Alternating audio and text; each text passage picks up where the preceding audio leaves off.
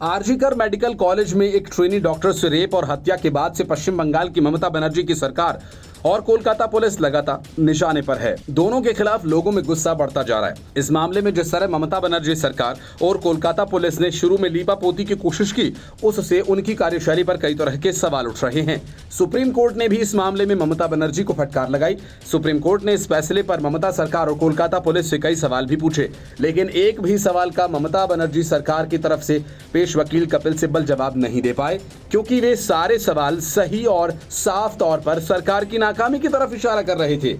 इस केस में ममता बनर्जी की सरकार और पुलिस की ओर से सबसे बड़ी गड़बड़ी ये की गई कि घटना वाले दिन इसे आत्महत्या करार दे दिया गया, जबकि पोस्टमार्टम रिपोर्ट से साफ हुआ कि डॉक्टर की रेप के बाद हत्या की गई। यही नहीं, डॉक्टर के माता पिता को उनकी बेटी का शव देखने के लिए अस्पताल में 3 घंटे से अधिक समय तक इंतजार करना पड़ा। पुलिस ने जल्दबाजी में शव को अंतिम संस्कार करने का दबाव बनाया और एफआईआर दर्ज करने में तो काफी लंबा वक्त लग गया और पुलिस मामले में लापरवाही शुरू से ही कर रही थी। और सबसे पहले तो पीड़िता की डायरी का एक पन्ना ही गायब कर दिया गया था और आशंका ये जताई जा रही थी कि इसमें महत्वपूर्ण जानकारी हो, और इसमें अब तक ममता बनर्जी सरकार की ओर से पीड़ित परिवार को 10 लाख रुपए का मुआवजा देने की घोषणा की गई, लेकिन पीड़िता के पिता ने इसे अपमान बताया। ट्रेनी डॉक्टर से सेमिनार हॉल में हुए रेप और मर्डर के बाद, लेकिन घटना के कुछ समय बाद ही वहां चिनाई का काम शुरू कर दिया गया। सेमिनार हॉल से सटे बाथरूम की दीवार का एक हिस्सा भी तोड़ दिया गया और इन कदमों से साफ है कि सबूतों को नष्ट करने की कोशिश की गई।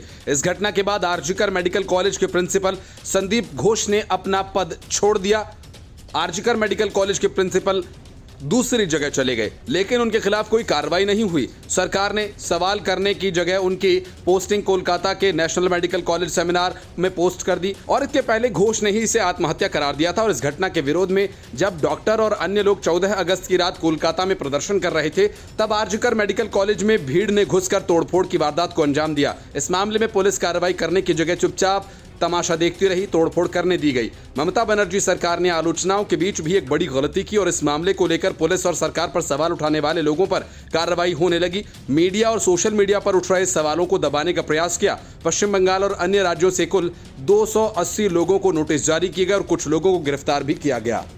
Bureau report, news of India.